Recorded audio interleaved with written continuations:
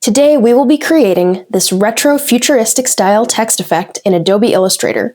We will use the blend tool and even learn a little trick to non-destructively blend any text. If you're new here, my name is Erin, a formerly self-taught designer turned university professor with 10 years of experience working with clients. Let's get started. We are starting with a 1920 by 1080 pixel artboard. I already have my text and colors set up.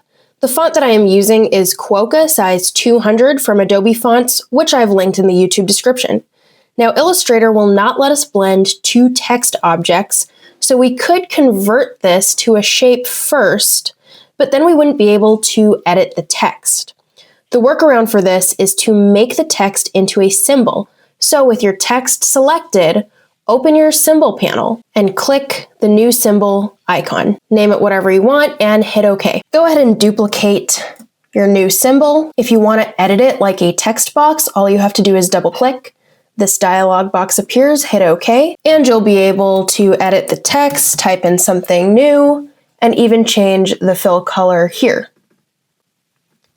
When you're done editing, all you have to do is hit this back arrow to get out of isolation mode and watch what happens to the other symbol when I do that. Every time you update a symbol in isolation mode, it will update all instances of the symbol that you're using.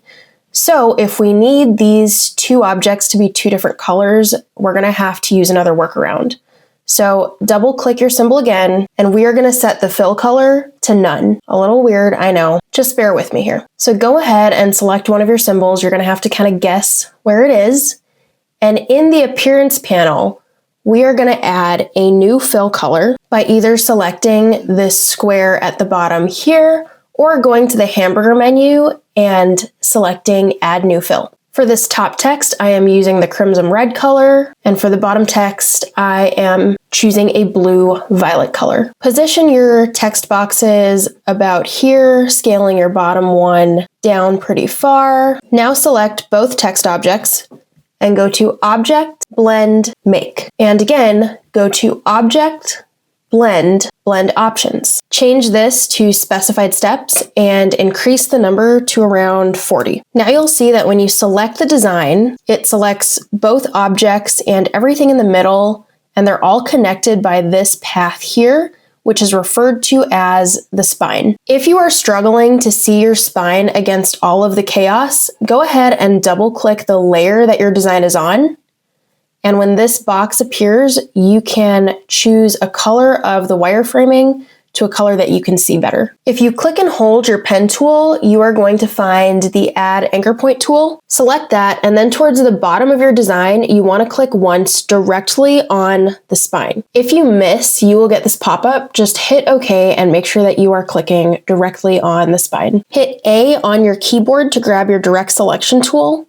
Select the anchor point that you just plotted, and in the Properties or the Options panel, you can convert this to a curvilinear point. Once you do that, you will see these handles appear from the anchor point. With the direct selection tool, grab the top handle and holding down Shift, drag it up as far as you want.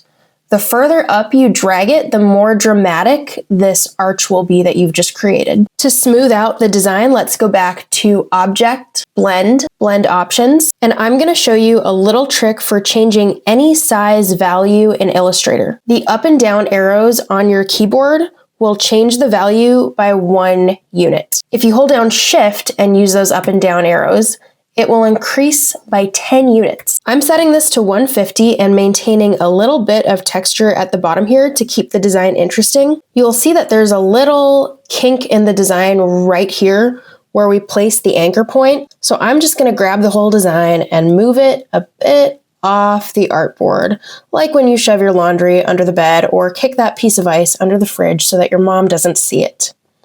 Let me know in the comments, are you the type to pick up the ice or kick it under the fridge? All right, and if you look up here, you will see that Illustrator blended our text backwards. So now let's go to Object, Blend, Reverse Front to Back, and it changed the direction that all of these text layers were stacked. Now I want the text right here to stand out, so I'm going to have you double click on your design. Once you double click, it'll send you right into isolation mode again, so you can select just the text layer up here, hit Command C, leave isolation mode, and hit Command Shift V to paste in place. And in the appearance panel, set the fill to the lighter pink. So now we're going to create the galaxy background. You can download this image in the YouTube description.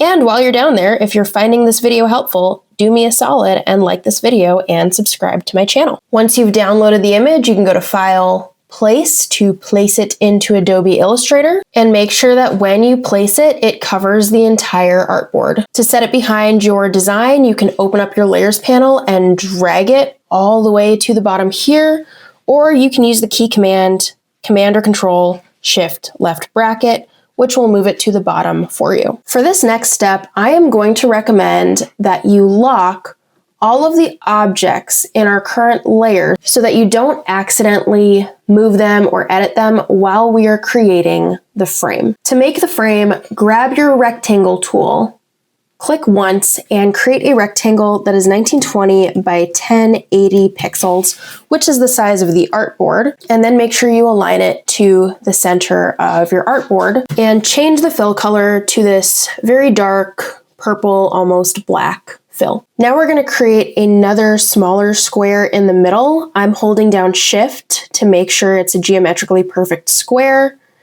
And I'm going to change the color so you can see it, but the color doesn't actually matter. Hit V on the keyboard to grab your move tool, hover over the corner, and when you get this rotation arrow, hold down Shift to easily rotate it 45 degrees and make sure it is centered in your artboard. Now holding down Alt and Shift on your keyboard, grab one of the corners and scale it up until it's touching the top and bottom of the rectangle below it. Hit A on your keyboard to grab your direct selection tool and click once on this anchor point on the right to select it. And grab that anchor point, hold down Shift, and bring it all the way to the end of the artboard.